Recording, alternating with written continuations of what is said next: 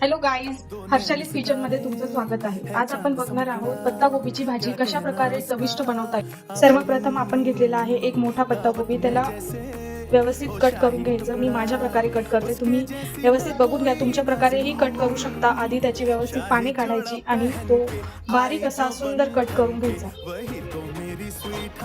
हे बघा गाईज, मी अशा प्रकारे पत्तागोबी कट करून घेते, जेणेकरून तो छान पातळ आणि सुटसुटीत व्यवस्थित कट केला जातो. असा पत्तागोबी कट केला. हे बघा गाईज, असा पत्तागोबी कट केल्याने असा छान आणि सुंदर दिसतो, मोकळा मोकळा होतो, जेणेकरून भाजीही छान होते. हे बघा, आता आपला पूर्ण पत्तागोबी हा असा छान कापून झालेला आहे. आता आपण याच्यासाठी काय काय साहित्य लागणार आहे हे आपण बघू. आपण इथे घेतलेला आहे एक छोटं टमाटर, एक थोडीशी कोथिंबीर आणि 2 मीडियम साईजचे कांदे आपण इथे कापून घेतलेले आहे. 3 ह्या छोट्या बारीक कापलेल्या हिरव्या मिरच्या आणि कढीपत्ता. आता आपण बघूया याला कशी फोडणी द्यायची. चला तर मग. कलरमध्ये आपण घेतलेला आहे थोडासा मॅगी मसाला, जिरं, मोहरी, धना पावडर आणि हळद घेतलेला आहे. तेलामध्ये आपण टाकलेली आहे जिरे आणि आता आपण तेलामध्ये टाकणार आहे हिरवी मिरची.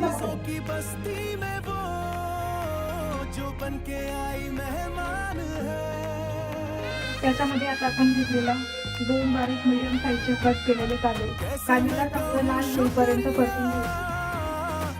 चांगला लाल भाजल्यानंतर आपण याच्यामध्ये टमाटर आणि कोथिंबीर ऍड केलेला आहे.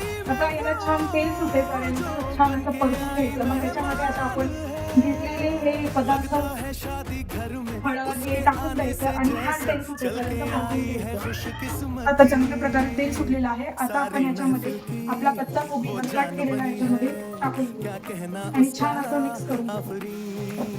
कोबीला थोडंसं वाफेवर ठेवल्यानंतर म्हणजे कसं तर छान असं. आता आपण इथे पत्तागोबी टाकून ठेवलेला होता. आता आपण बघूया, आता व्यवस्थित आपला पत्तागोबी असा वाफळत आलेला आहे. त्याला आपण व्यवस्थित याच्यामध्ये मसाला मिक्स करून घेऊया. चवीनुसार मीठ आपण याच्यामध्ये घेतलेलं आहे. आपली भाजी तयार झालेली आहे. छान अशी आपण 10 ते 15 मिनिटं वाफेवर ठेवून घेतलेली आहे.